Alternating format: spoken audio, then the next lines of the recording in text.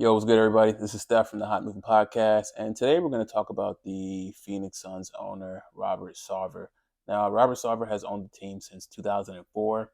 He has a net worth of about $800 million, and the team has been pretty successful the past couple of years under his ownership. The team has made it to the NBA Finals in 2021. They made it to the playoffs last year as a top seed, maybe top four, top five, who knows, in the Western Conference. And yeah, led by Devin Booker and Chris Paul, DeAndre Ayton, team was pretty successful. However, the owner has been under investigation by the NBA the past year due to workplace misconduct related to like misogynistic behavior, comments, racially insensitive comments, stuff like that. And the commissioner this past week, due to the investigation, has suspended him for 1 year and fined him for $10 million. Um, and yeah, I mean, on the surface, it looks like okay, cool. The NBA is doing something about it, but you got a top player like LeBron James, who has disagreed with this punishment. He believes it should have been stiffer. He feels the NBA dropped the ball on this. I believe so too. And you have a player like Chris Paul, who also made a statement, but has been a representative for the NBA Players Association, made a comment or in his tweet, talking about how, we should have a place, a workplace better for women, X, Y, and Z. And I'm like, okay, well, that's fine. But you didn't address the racial issue. Also, this is the same owner who has fought with the city of Phoenix for not getting funding for arena renovations back in 2019. And at the time, yeah, I mean, he wanted $150 million towards renovations for the new arena, and they pushed back a little bit because at the time the team was bad. They didn't feel it was justification for that kind of money.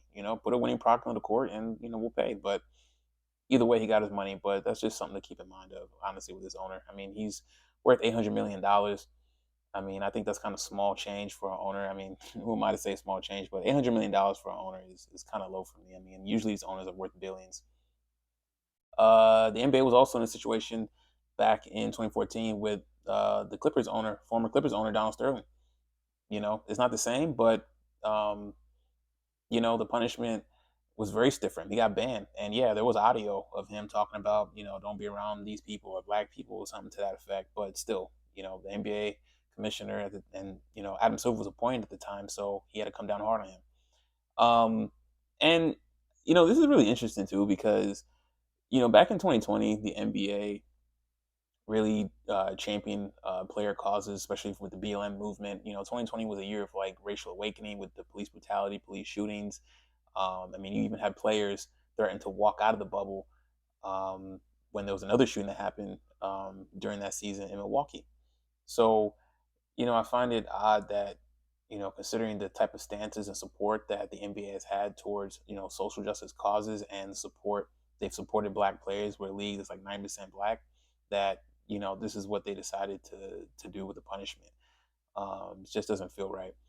And also too, this is going to hurt the Phoenix Suns. PayPal is a local sponsor to the Phoenix Suns. They threatened to pull their sponsorship when their contract ends if Robert Sarver is still the owner. So this is going to hurt the Phoenix Suns' bottom line, which will hurt the NBA's bottom line. So, you have, um, companies wanting to pull because of this, and I mean, PayPal's a big company, and I think that they also feel the punishment probably wasn't stiff enough. They want his ass gone basically, and the NBA backed themselves to a corner now, and they're gonna have to put up with this. So, anyways, thank you guys for watching, and please follow, like, subscribe. Thank you for the support. It's a new channel. We're growing. Appreciate the love. We out. Bye.